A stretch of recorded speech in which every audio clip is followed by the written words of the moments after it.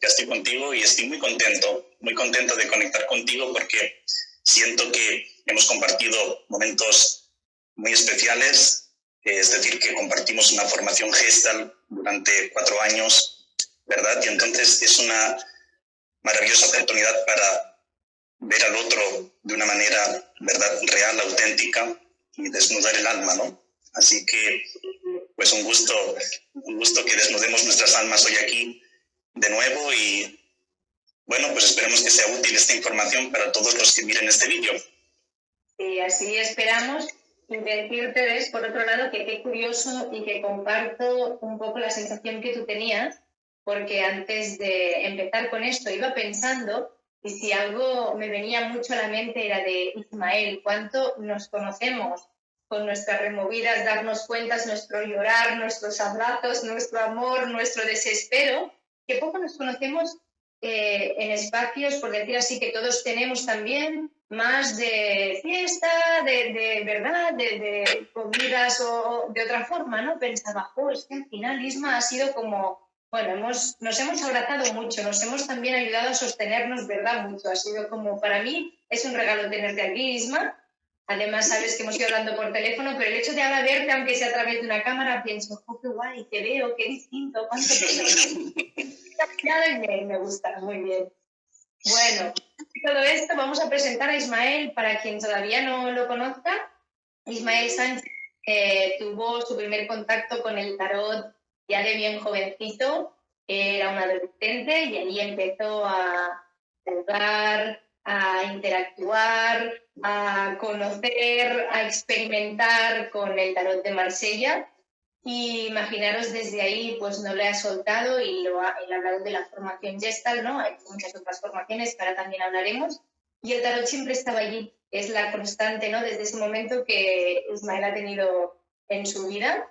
Entonces, bueno, pues lo que dice, ¿no? Que al final la repetición y la experiencia hacia el maestro, bueno, pues casi me voy a atrever, ¿no? A decir que para mí tenemos aquí a un gran maestro del tarot. Y entre otras cosas, como decíamos, pues bueno, Isma también tiene una parte con la que conecto mucho con él, que es muy curioso, y entonces también tiene, pues bueno, formación en otras disciplinas como constelaciones familiares, como enneagrama, es terapeuta Gestalt, que de ahí desde donde nos conocemos y donde, bueno, vamos a caminar, ¿no? Con otra conciencia y de otra forma. Bueno, tiene Reiki Usui, tiene Aura Soma, que también es algo que él aplica, bueno, muchas veces y así. Ismael, estamos aquí por el tema del tarot y con el tema de las emociones, que eso sí que es un tema que nos toca mucho a todos, ¿vale? Entonces, siento que para empezar un poco ya más lo que es la entrevista en sí, te diría, a tu entender, para que entremos más en tu paradigma, ¿cuál es tu visión sobre el tarot y cómo definirías o qué dirías tú que son las emociones? Y así nos situamos ya en tu terreno. Ok, perfecto. Bueno, el tarot para mí es una herramienta fabulosa para conocer al ser humano. Yo me quedo maravillado cada vez que abro el tarot y entonces puedo asomarme al mundo del otro. Yo creo que es muy urgente para todos asomarnos al mundo del otro, en lugar de dar por sentadas las cosas, en lugar de prejuzgar, en lugar de analizar lo que hace el otro, sino que de alguna manera cuando nos asomamos al mundo del otro, cuando descubrimos el mundo del otro, entonces entendemos y comprendemos por qué la persona es como es, por qué la persona actúa como actúa, por qué la persona se relaciona como se relaciona. Entonces nos urge a todos salir un poco de nuestro mundo y asomarnos al mundo del otro y desarrollar una mirada respetuosa y compasiva, ¿no? Y entonces, para mí, fíjate que cuando hablamos de emociones, yo hablo de emociones y de sentimientos, porque para mí son cosas distintas. Entonces, las emociones son puras, las emociones son reales, las emociones, yo siempre digo que están al servicio de facilitarnos la vida, de hacernos sentir la vida, de hacernos, de ayudarnos a experimentar la vida. Lo que ocurre con las emociones es más bien lo que hacemos con ellas. Eso sería lo que yo llamo sentimiento, porque para mí el sentimiento significa, como la propia palabra indica, mentirme sobre lo que siento. ¿no? Entonces, ahí estaría lo que yo llamo el comportamiento, es decir, qué es lo que hacemos con las emociones, porque las emociones no son positivas ni negativas de por sí, por naturaleza, sino que sencillamente según el uso que hacemos de estas emociones, pues se torna positivo o negativo la emoción. Entonces, para mí hay 4 emociones básicas que todos las conocemos porque todos las hemos sentido en algún momento de la vida y aparte es inevitable sentir. Como decía un maestro mío, la vida mueve y conmueve y no hay remedio. Entonces, por mucha terapia que hagas, por muchos parches que uses, por muchas herramientas que vayas a explorar, pero en el fondo ninguna te puede ahorrar sentir, porque de hecho justamente nos urge sentir, porque estamos robotizados. Vivimos en una sociedad que está constantemente, sustituyendo prácticamente las máquinas al ser humano. Entonces, para mí las emociones son 4, que son la rabia, el miedo, la tristeza y la alegría. Luego, evidentemente, hay subemociones que están de alguna manera conectadas con estas emociones básicas. Y luego están los sentimientos, y para mí hay 4 tipos de sentimiento. El sentimiento primario, que es un sentimiento real que me ocurre ahora en el presente, ¿de acuerdo? Si yo, por ejemplo, voy con la bici, ¿no? Y de repente se me cruza una persona por el medio y tropiezo, me hace caer, por ejemplo, y conecto con enojo, ese enojo que siento en ese momento es real, porque está conectado a un hecho concreto del presente. Eso sería el sentimiento primario. El sentimiento secundario es discurso, es decir, que ha pasado ya 2 semanas desde que me caí con la bici y todavía sigo enfadado porque aquel tonto se cruzó por el medio, ¿no? Entonces, eso sería agarrar una emoción y arrastrarla conmigo, ¿no? Entonces, o que me arrastre también, de otra manera, ¿no? Eso sería un sentimiento secundario. Luego está el sentimiento adoptivo, que también aquí todos somos especialistas en adoptar emociones ajenas. Primero las adoptamos por los papás, también por los hermanos, y luego también las adoptamos por las parejas especialmente. ¿Cuántas veces de repente hay personas que me dicen, Ismael, es que a mí las cosas me van bien y no sé por qué me siento triste? ¿Y por qué? Si a mí las cosas me van bien, pues porque estás sintiendo la tristeza de tu abuela, de repente, ¿no? Entonces los sentimientos adoptados son muy frecuentes y en el tarot se muestran muy a menudo. Luego están los sentimientos que yo le llamo meta-sentimientos. Es la fragancia, el aroma del sentimiento, ¿no? Son los sentimientos puros, los sentimientos de amor, compasión, alegría. Entonces, por eso hablo de emociones y de sentimientos. Es un complejo abanico ya, ¿no? De diferenciaciones entre lo que a veces simplemente decimos me siento así y ya, ¿no? Queda allí explicado todo un poco dentro. Y entonces cuéntanos un poco, ahora que ya tenemos todo este esquema y estamos más situados, ¿cómo sería tu visión o tu perspectiva del tarot? ¿Qué nos dirías o cómo lo interpretarías?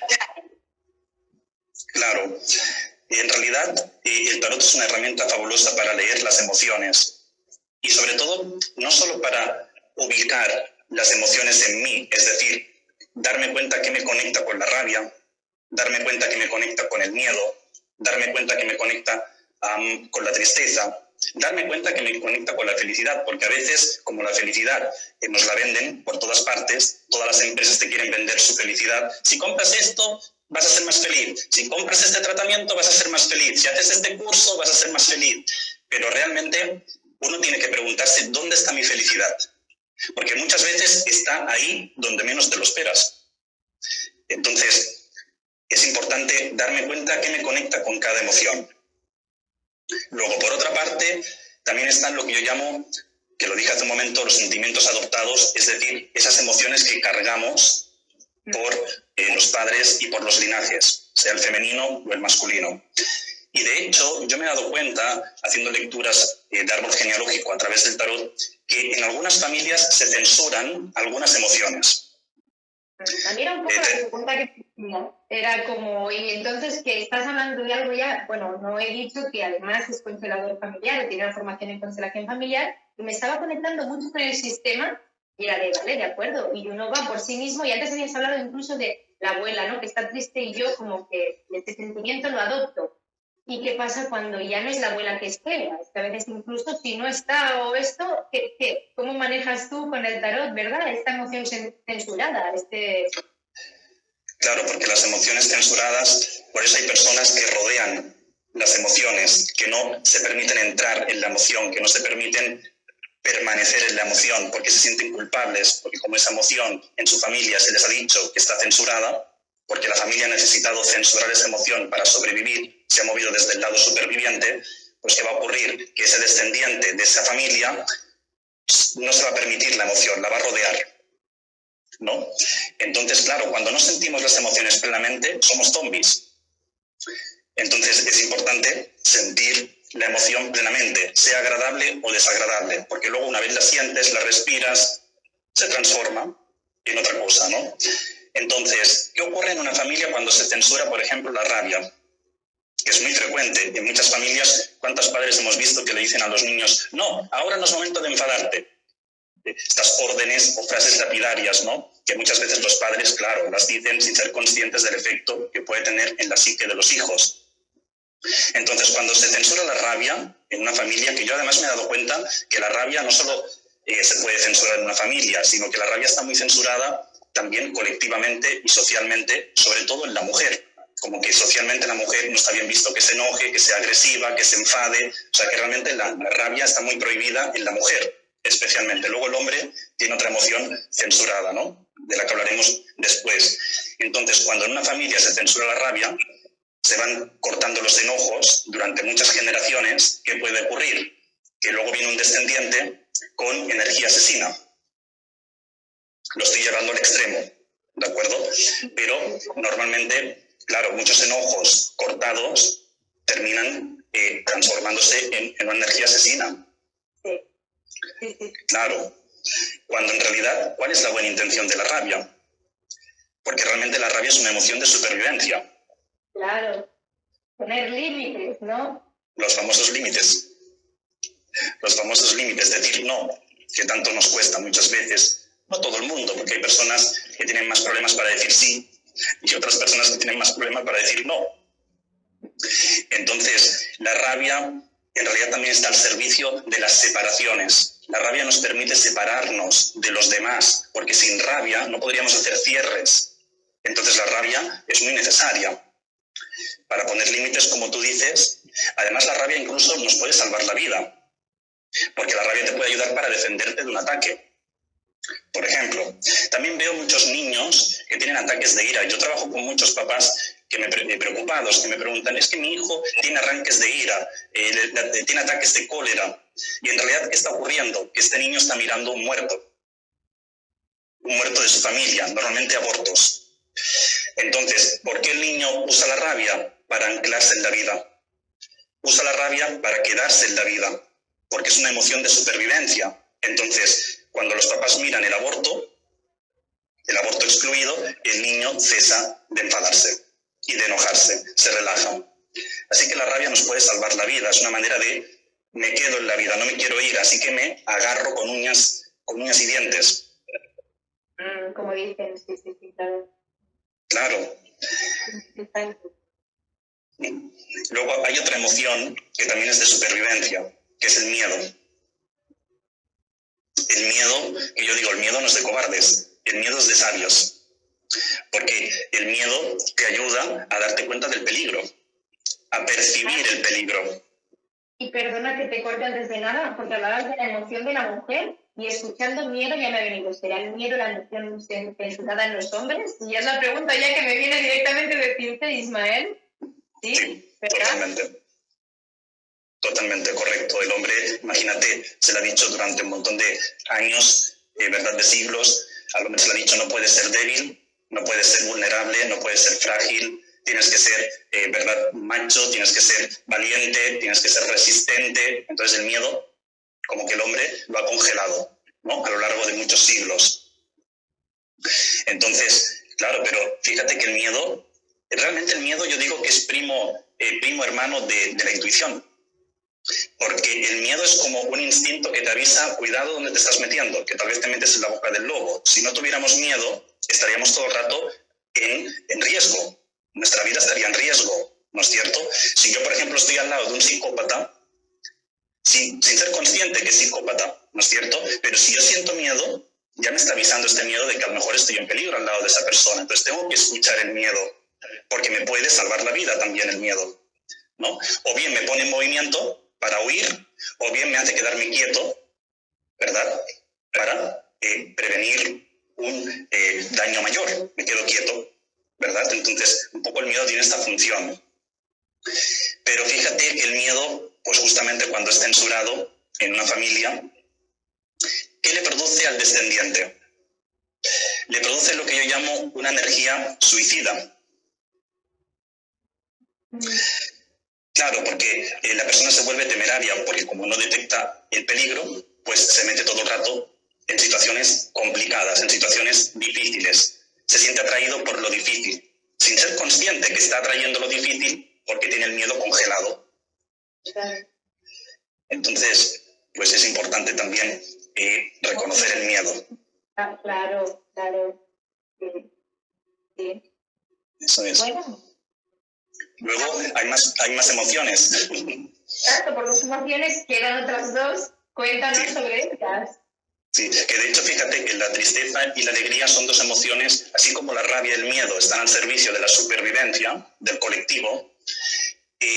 La tristeza y la alegría están al servicio de la homeostasis de las relaciones, del equilibrio en las relaciones. Y ahora entenderemos por qué.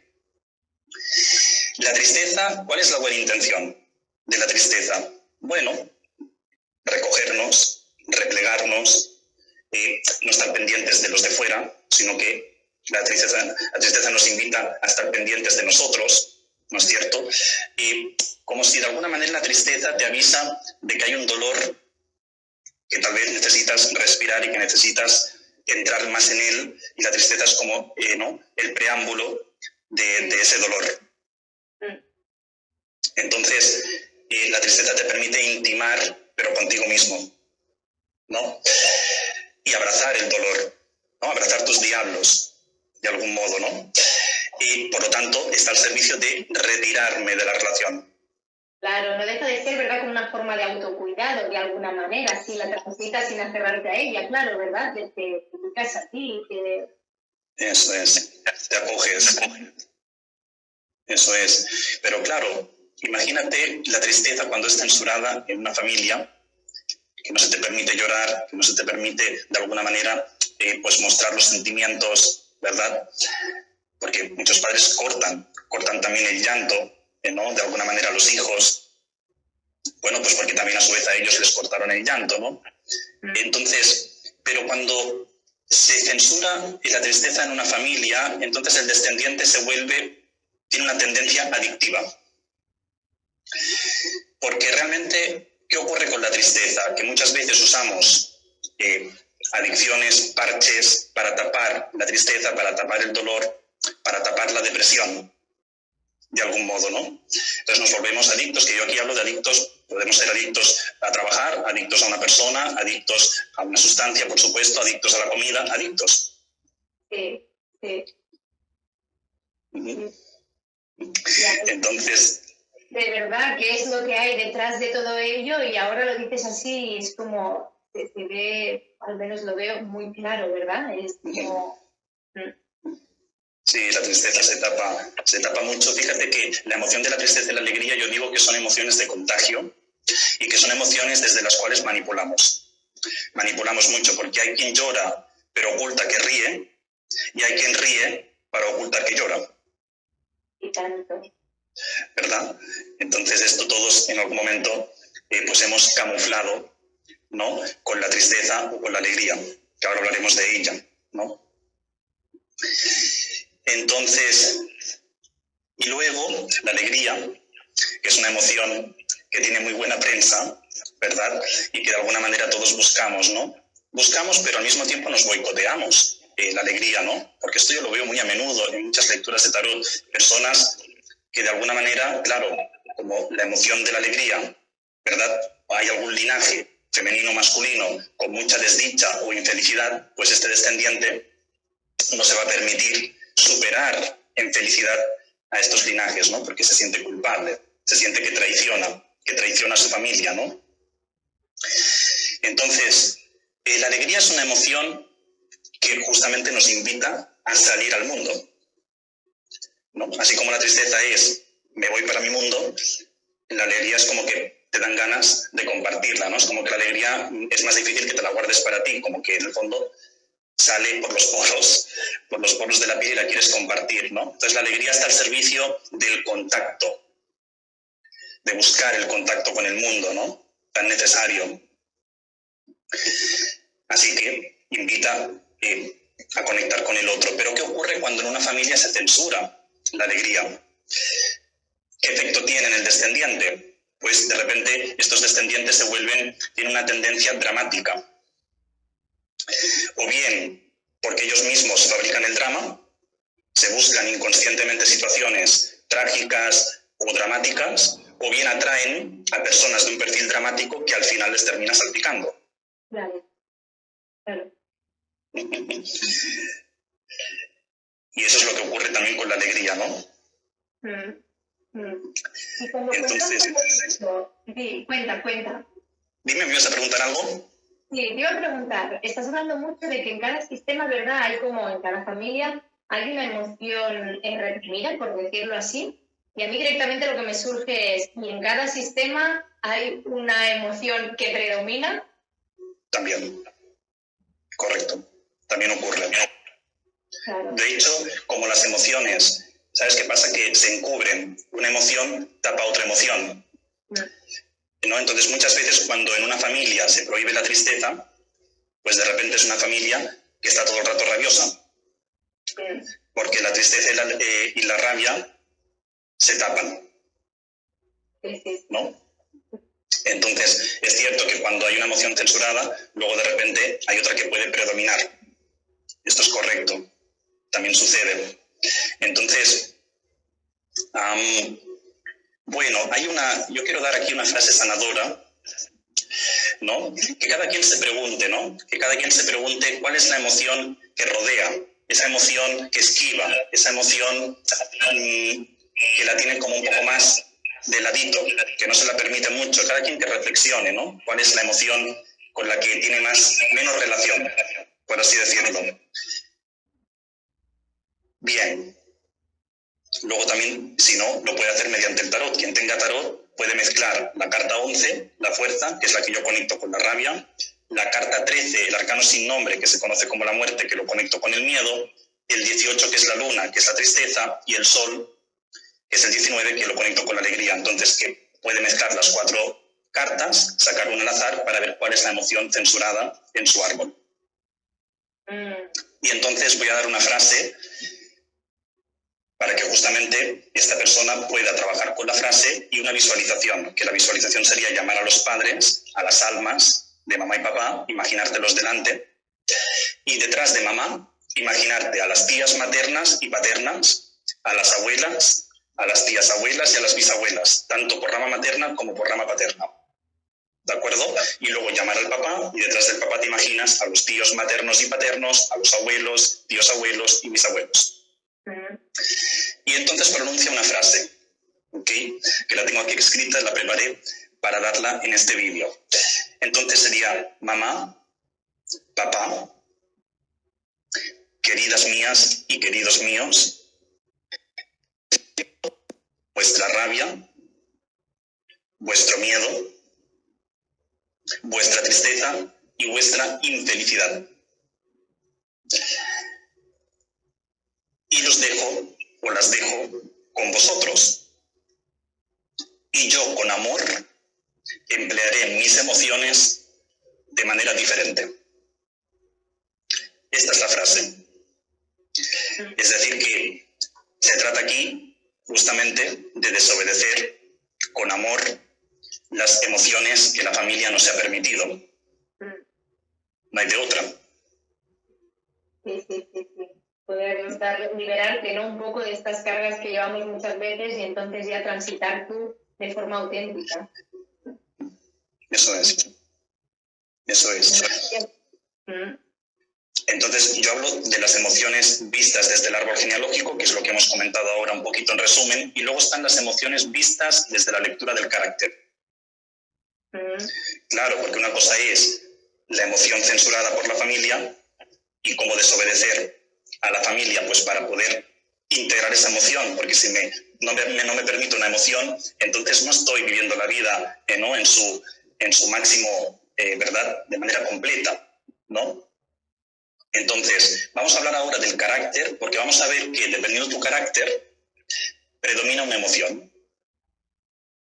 Y esta emoción que predomina no es precisamente la que mejor manejas, sino que justamente esta emoción es la que tienes que aprender a manejar. Cuando digo aprender a manejar la emoción es hacer un uso de la emoción a tu favor, que la emoción en lugar de que te use a ti, tú la uses a ella, ¿no? Entonces, vamos a ver que yo trabajo con 4 tipos de carácter. Cada uno de estos caracteres tiene un montón de características diferentes, ¿de acuerdo? Y los voy a nombrar ahora y vamos a ver luego cada emoción que conecto con cada carácter. Entonces, están las personas de carácter corporal o kinestésico, las personas de carácter visceral, las personas de carácter emocional y las personas de carácter intelectual. Entonces, vamos a ver cuál es la emoción que predomina en cada carácter. ¿Sí? Lo voy a resumir mucho porque obviamente esto es muy amplio, es un cosmos, ¿no? Entonces, los corporales y viscerales comparten la misma emoción, que en este caso es la rabia, ¿de acuerdo? Lo que pasa es que el corporal conecta con la rabia por un motivo y el visceral por otro. ¿El corporal por qué conecta con la rabia? Porque se siente invadido, porque siente que están invadiendo su espacio o porque siente que le están demandando más tiempo del que realmente quiere ofrecer a los demás y entonces empieza a conectar con rabia por este tipo de invasión. ¿De acuerdo? El visceral conecta con la rabia por otro motivo. Conecta con la rabia cuando se siente dirigido por otros, cuando se siente mandado por otros, porque a los viscerales no les gusta que nadie les diga cómo tienen que hacer las cosas porque ellos son muy líderes, muy emprendedores. El tema es ¿cómo usa la emoción, el corporal y el visceral? Yo hablo de 3 estados madurativos del carácter. Hablo del estado oruga, del estado crisálida y del estado mariposa. Entonces, si yo soy corporal o visceral y estoy en un estado oruga, que en un estado oruga significa en la neurosis, cuando estoy en un estado neurótico, cuando estoy vibrando con el miedo, cuando estoy vibrando con el desamor infantil que tuve con mis papás o cuidadores primarios, pues puedo hacer 3 cosas.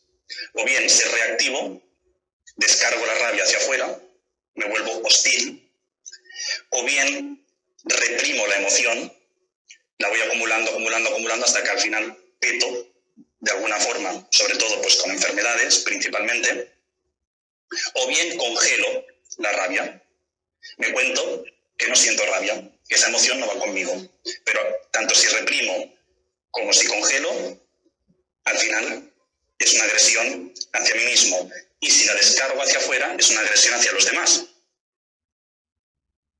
Cuando el corporal y el visceral vibran en un estado crisálida, empiezan a respetar su rabia, a ser conocedores de su rabia, a darse cuenta de por qué conectan con la rabia y empiezan ya a gestionarla.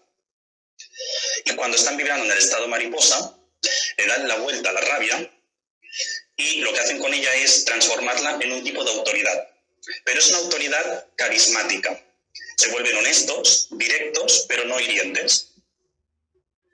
Este es el gran movimiento que puede hacer una persona con la rabia según el trabajo que haga con su propio carácter. Porque de alguna forma el aprendizaje más grande que tienen, si entramos en el aprendizaje que tendrían, veo que es el de poner límites de alguna forma. Pues, claro. Sí, eso es. Que de hecho, ¿qué ocurre cuando el corporal y el visceral reprimen o congelan la rabia? Normalmente el corporal tiene problemas, lo somatiza en el cuerpo y de repente tiene problemas con la piel. Empiezan a salir eczemas, psoriasis, acné, manchas en la piel, cáncer de piel en el peor de los casos. ¿Y qué le pasa al visceral? ¿Cómo lo somatiza? Que lo somatiza de manera diferente. Empieza a tener problemas con el aparato locomotor, articular. Entonces empieza a sentirse muy apático, ¿verdad? Sin energía, porque la rabia consume muchísima energía. Y los viscerales son muy dinámicos, muy enérgicos, pero cuando el visceral tiene muy poca energía, síntoma de que está reprimiendo la rabia. Esto sería lo que le ocurre corporal y visceral. Vamos a ver el emocional. ¿Cuál es la emoción que predomina? En el emocional predomina la tristeza. Entonces, ¿qué le ocurre al emocional? Que además los emocionales lo que les pasa es que viven en el tiempo pasado. Están todo el rato recreándose en lo que sucedió, en cómo ocurrió, están ahí como navegando en las emociones del pasado y ahí se van quedando un poco atrapados, ¿no? Entonces el emocional con la tristeza, ¿qué ocurre? Que cuando está en un estado oruga, la descarga hacia afuera y empieza a contagiar un tipo de pesimismo alrededor, una nube de tristeza alrededor, que en el peor de los casos, claro, si acumula la tristeza o la congela, entra en depresión. Pasaría de la tristeza a un estado de depresión endógena. Sí. Cuando está en un estado crisálida, empieza a conocer su tristeza, empieza a respetarla, empieza a manejarla, empieza a cuidar de su tristeza, ¿no? Y cuando está en un estado mariposa, el emocional hace una cosa muy curiosa con la tristeza, le da la vuelta y usa la tristeza para inspirarse, ¿no? Usa la tristeza para crear algo bonito, para hacer algo bello. Y esto es lo que hacen los grandes artistas. Claro. ¿No? Entonces, imagínate qué cambio. ¿No? O sea, es decir, realmente, según tu estado de madurez en el carácter, pues haces un uso de la emoción, que no significa que no tengas emociones, las tienes igual, solo que te relacionas mejor con ellas. Y luego ya los intelectuales. Que el intelectual tiene la emoción predominante del miedo. Mucho miedo, porque el intelectual vive en el tiempo futuro. Todo el rato estudiando probabilidades, haciendo estadísticas, ¿no? Porque busca seguridad el intelectual, ¿no? Entonces, que por cierto no he dicho cómo reprime o cómo somatiza, mejor dicho, el emocional, la tristeza, cuando la reprime o la congela. Lo que les suele ocurrir a los emocionales es que tienen problemas cardiovasculares. Circulación, retención de líquidos, todo lo que tiene que ver con el corazón y con la sangre. Bueno, volviendo al intelectual, ¿qué hace con el miedo? Cuando está en el estado oruga, contagia el miedo hacia afuera, lo descarga cuando es reactivo y transmite como una intranquilidad al entorno. Como una intranquilidad, como un malestar, como una tensión. Cuando está en el estado crisálida, entonces empieza a reconocer su miedo, a estudiarlo de alguna manera, a respetar ese miedo. Y cuando ya está en el estado mariposa, también hace una cosa muy bonita el intelectual con el miedo, y es que le da la vuelta y usa el miedo para retarse a sí mismo. Porque es conocedor, claro, dice, ok, esto me da miedo, muy bien, pues me voy a poner este reto para trascender este miedo, ¿no? O sea, que usa el miedo y lo transforma en coraje. Y los intelectuales, cuando reprimen o congelan lo que es el miedo, entonces lo somatizan con problemas visuales, problemas auditivos, problemas en la mandíbula, todo lo que tiene que ver con cabeza y cervicales también. Acumulan mucha tensión en las cervicales. Así que esto es lo que ocurriría con las emociones visto desde la lectura del carácter.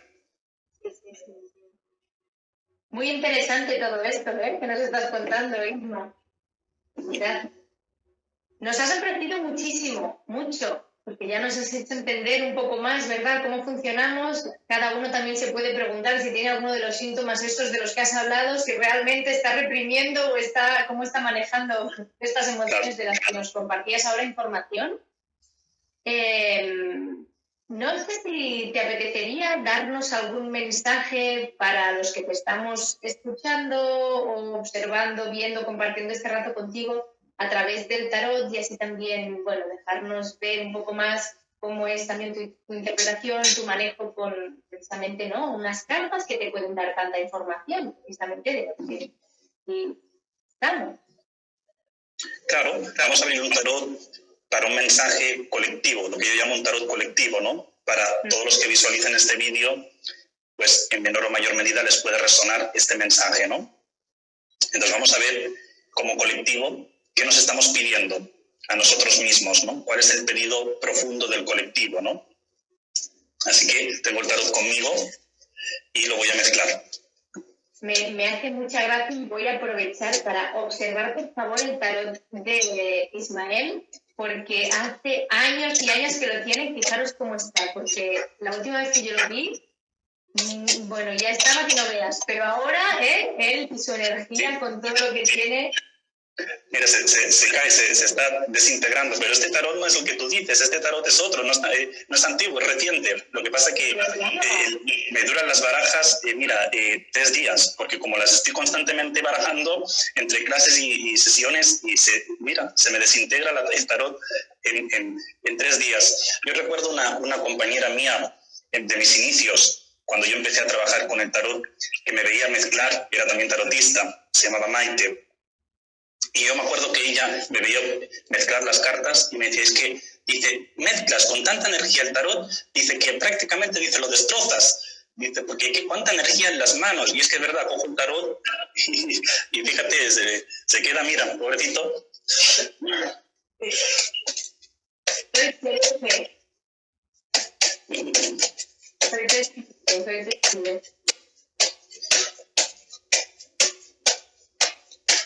Después dejaremos el espacio abierto otra vez, donde podéis hacer preguntas si queréis ir pensando alguna pregunta para hacerle a Isma. En un momentito voy a desbloquear los comentarios, pero mientras él nos va a hacer otro regalo, y digo otro porque ya con lo que nos has ofrecido nos has dado muchísimo, Ismael. Fíjate, el arcano 8, la justicia, que justamente es un arcano que conecta con la rabia. Y es que está la sociedad muy enfadada, ¿no es cierto? Entonces tenemos que darnos el espacio unos a otros para poder canalizar este enfado en lugar de acumularlo. No, a veces solo con preguntarle a una persona querida, allegada, pareja, hijo, amigo, preguntarle, dime qué te duele, ¿no? Dime qué te enoja, para darle a esa persona la oportunidad, un espacio para que pueda expresarse, ¿no? Porque de repente esta rabia que el colectivo, ¿verdad?, va acumulando, pues obviamente termina tornándose en agresividad. Y luego fíjate que tenemos la espada. Bueno, lo que queda de ella, porque casi no se mira. Ok, entonces, en la espada nos está ubicando a todos en las creencias. Entonces estamos en unos tiempos, fíjate, con todo lo que ha ocurrido con la pandemia, ¿verdad? Que yo, ¿te acuerdas que tuvimos una conversación y te dije, bueno, esto es una terapia colectiva, ¿no? Estamos todos, sí o sí, todos terapiados. Aquí estamos todos terapiados, no se salva nadie, todos terapiados. Y además, si no me equivoco, Isma, ¿verdad? La justicia también habla de las terapias en sí, ¿cierto? Correcto. ¿Verdad? Es como, en realidad, ¿cómo se dice? Esta sociedad necesitaba una sesión de psicología, ¿no es cierto? Una terapia. Entonces, ¿para qué? Pues justamente para que desarrollemos una mirada más compasiva los unos con los otros, mirarnos con más amabilidad, porque son muy duras. La justicia tiene una espada, el as de espadas es una espada. Entonces imagínate cuánta dureza en nuestra mirada. Entonces necesitamos mirarnos de nuevo con ternura. La sociedad necesita endulzarse, ¿no? Entonces, yo días atrás di una charla y propuse un ejercicio, y lo voy a volver a dar hoy aquí porque creo que es importante, ¿no? Un ejercicio muy sencillo, pero que puede ayudar mucho, que es coger un mapa mundi, y entonces lo ponemos encima de una mesa o en el suelo y cogemos miel o sirope, y empezamos a untar el mapa mundi con miel, untamos al mundo con miel mientras repetimos te amo, te amo, te amo, te amo, te amo. Porque hay mucha crispación y muchos juicios. ahora todos nos estamos juzgando porque esto nos ha cogido a todos desprevenidos, ¿no? Entonces unos juzgan a otros, ¿verdad? Pero realmente hay cosas que evidentemente las mueve algo más grande, ¿verdad? Y aunque no estemos de acuerdo con ese movimiento, aunque no entendamos ese movimiento, esto que es más grande, lo único que quiere es que vayamos a más amor. Todo esto está ocurriendo para que vayamos a más amor. No ir hacia la dureza, sino ir hacia la ternura.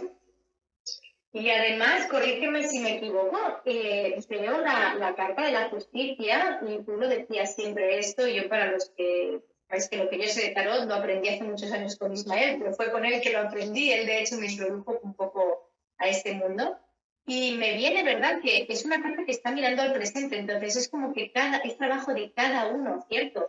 Es que cada uno tenemos que mirarnos mucho a nosotros, a nuestro enojo, ¿verdad?, y hacer ese trabajo también de dar el mundo, pero cada uno de nosotros muy de forma, después me imagino que ya nos encontraremos de forma conjunta, ¿verdad? Pero es que ahora es una mirada muy hacia adentro y muy hacia nosotros mismos, ¿cierto?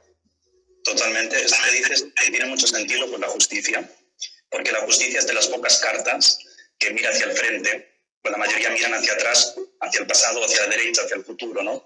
Pero esta mira hacia el presente, ¿no? Y es como ser honestos con nosotros mismos, ¿no? Porque primero darnos un trato más amable a nosotros mismos, porque podemos llegar a ser muy duros. El ser humano puede llegar a ser muy duro, como también puede llegar a ser muy amoroso, ¿verdad?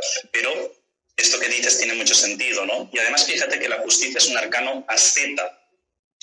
¿Qué quiere decir? Claro que de repente ahora hay mucho miedo, ¿verdad? Económico, ¿verdad? Pero realmente el tarot nos invita, en la medida de lo posible, a darnos la buena vida. Cada quien, según sus circunstancias, puede darse ratos de buena vida. Ratos de buena vida puede ser una conversación con un amigo,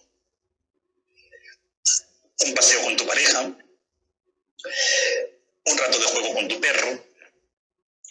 O sea, es decir, o de repente, qué sé yo, jugar también con un hijo, ¿no? O sea, es decir, darte ratos de buena vida, ¿no es cierto? Entonces, también está bueno que nos permitamos la buena vida, aunque todos los medios nos hagan creer, ¿verdad?, que el mundo se desmorona, pero realmente también es bueno que nos demos estos momentos de buena vida, que no nos privemos de la buena vida. Y además me voy a atrever a decir algo más, a ver qué es lo que tú me aportas o me corriges o me dices. Porque la justicia, cierto, tiene la espada en este lado precisamente para cortar con el pasado, y yo me encuentro con mucha gente que está viniendo a las terapias porque quieren volver al pasado, porque ahora se da cuenta que sí, ya veo y lo valoro y quiero volver a eso porque ahora ya me doy cuenta de que lo que tenía era una pasada, ¿no? Y sin embargo me ha sorprendido ver la justicia en el sentido que con lo primero que me he conectado es con esa mirada de frente y con la espada, ¿no? Que de alguna forma es, wow, no vamos a volver a eso, ni mucho menos, sino que es cortar con eso para encontrar el equilibrio, ¿cierto? Claro, eso es, porque pues, al final no hay nada que cortar, sino que hay que integrar, ¿no? Hay que ir integrándolo todo. Todo tiene valor, todo tiene un sentido, todo tiene un para qué, ¿no? Entonces, cuando tú puedes ver el sentido de las piezas del puzzle y puedes verlo, ¿no?, con perspectiva, pues te das cuenta de que nada de lo que te ha ocurrido ha sido innecesario. Nada, absolutamente nada, ¿no? Y esta es la perfección de la que habla la justicia, ¿no? En todo caso, la perfección de que todo lo que se vive y todo lo que te ocurre era necesario. De alguna forma, aunque haya resistencias más o menos en cada uno, ¿no?, lo que estamos viviendo, creo que hay una parte en la que debemos ser honestos todos, ¿no?, internamente. Sabemos que necesitábamos algo así para transformar lo que estábamos viviendo, que tampoco nos llevaba a ningún lado bueno, ¿cierto? Entonces, no, es como... Sí, y fíjate que nos ha hecho sentir, porque realmente cuando tú estás corriendo en una sociedad en la que está corriendo, que está en puro estrés, no hay un sentir, no hay un conectar, ¿no? Entonces, pues justamente esto nos ha hecho parar y mirarnos de frente. Claro. Y tener conversaciones que a lo mejor hacía tiempo que estaban pendientes. Sí. Bueno, hemos activado los comentarios por si hay alguien que se decide estos últimos minutitos que nos quedan, ¿no? A hacerte alguna pregunta y así. Si mientras quieres explicarnos alguna anécdota cortita que veas a lo mejor que te ha llamado la atención en todos estos años de experiencia que tienes con el tarot, o si alguna cosa que veas curiosa de compartirnos o que te venga así ahora yo al decirte un poco esto, ¿qué es lo que te surge como para decir, mira, muy curioso me pareció esto, o yo he vivido esto, o no sé, ¿qué nos dirías? Mientras se decide hacerte alguna pregunta, Ismael. Bueno, en realidad yo lo que me di cuenta observando las lecturas de tarot de mis alumnos, de los consultantes, que además es un privilegio, ¿no? Que me permitan asomarme, como digo yo, a su alma, bucear en su alma, es lo que me llama la atención es que en realidad somos poco conscientes de nuestro pedido interno profundo, ¿no? Es como si, como que hay una explicación, ¿no? Todos nos damos muchas explicaciones, pero en el fondo, debajo de las explicaciones, hay un pedido que muchas veces le damos la espalda. ¿Cuántas personas yo abro el tarot con apenas 2 cartas? Porque no necesito más. Con 2 cartas ya sale muchísima información a la luz. Entonces la primera carta representa al consultante y la segunda su pedido. ¿Y cuántas personas dan la espalda a su pedido? Es impresionante, ¿no? Entonces esto a mí me hace reflexionar, ¿no? Como muchas veces por complacer pedidos ajenos, que pueden ser pedidos de la familia, principalmente, o de la sociedad, pues dejamos de atender nuestro propio pedido, ¿no? Entonces, hay mucha frustración en la sociedad porque no estamos satisfaciendo nuestro pedido. Y no es egoísta satisfacer tu pedido. Es urgente. Es urgente porque si tú satisfaces tu pedido, entonces obviamente tus relaciones tienen más sentido, tu trabajo tiene más sentido, todo tiene más sentido.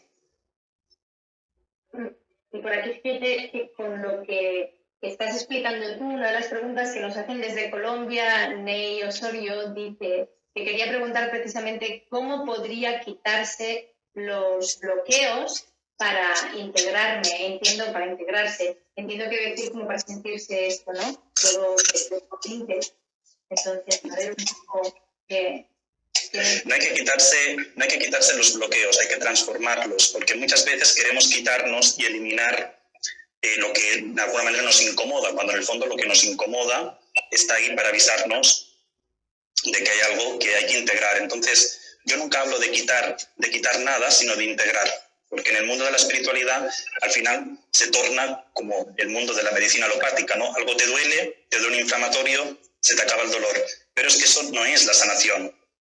La sanación es integrar.